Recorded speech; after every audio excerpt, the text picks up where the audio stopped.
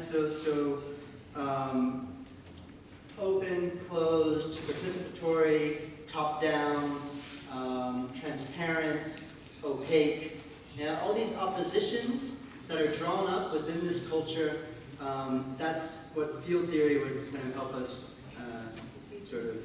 bring out. Now, my interest in this is mostly historical. I am a web historian. And what I've been interested in is how these values, and what we often kind of summarize as web native culture, how they've come about and how they've always been kind of opposed to the mass media, mainstream media, traditional media and software production, and how this actually serves a similar role in terms of distinction, providing a form of power. Yeah? So being, Google, with its sort of reputation as the most open and kind of the most devoted to developing technology for its own sake, right, is also, therefore, one of the most desirable places to work within the new media industry, right? Even though they don't pay their employees as much as maybe a Hewlett-Packard or a kind of older or less cool new media company does. So these values, again, are crucial for a distinction. And what I would argue is that more and more you will see within these kind of meeting places between the journalism field and the new media field is that these values will come up as well. They'll be important for understanding what's going on. And so pay attention to the new journalism startups you see around you. To what extent are they kind of talking about these values of openness, transparency, and participation in a kind of new media sense rather than talking about the traditional journalism values? Yeah, and what impact does that have?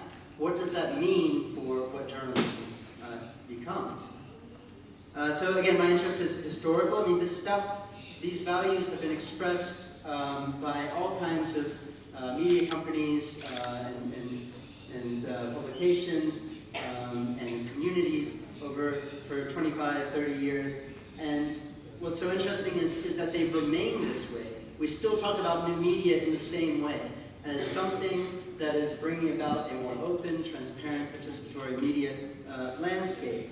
And so we see the same values, the same terms, the same rhetoric being expressed today. So how is it that you keep the same values within this field? How do they kind of become, how are they reproduced?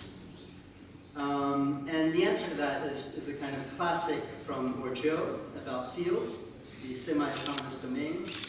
He says they're conservative by nature. And by that, I do not mean conservative politically. They're not anti-immigrants.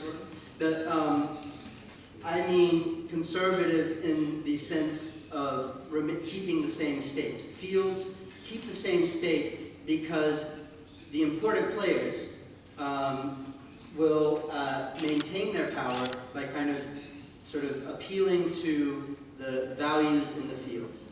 And the new players, right, so for example, the social media companies that want to challenge Facebook will arrive on the scene and often appeal to the core values of the field. They'll say that, you know what, Facebook is not open, we're open, right? They'll say that, Google is compromised. We're more transparent and open, things like this. So you see a process by which the new players often, because they don't have the reputation yet, they often appeal to those core values that have been laid out by the players before them.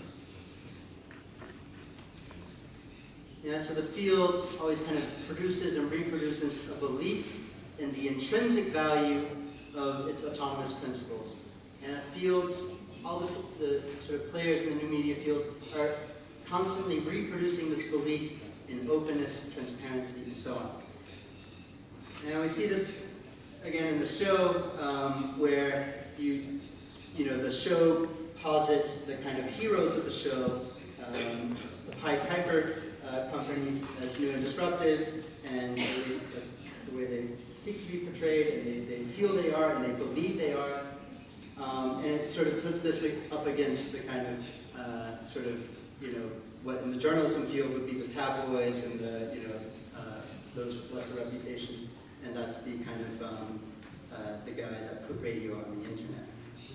And so, an important feature of Bourdieu's theory is that you often talk about the extent to which fields are more or less autonomous, and what you see in the new media field is that money plays a role on both sides. It's a journalist working for the New York Times might say, like, oh, it's not about the money, it's not about the money. In the new media field, it's not a bad thing to say, we made the world a better place and we made billions of dollars.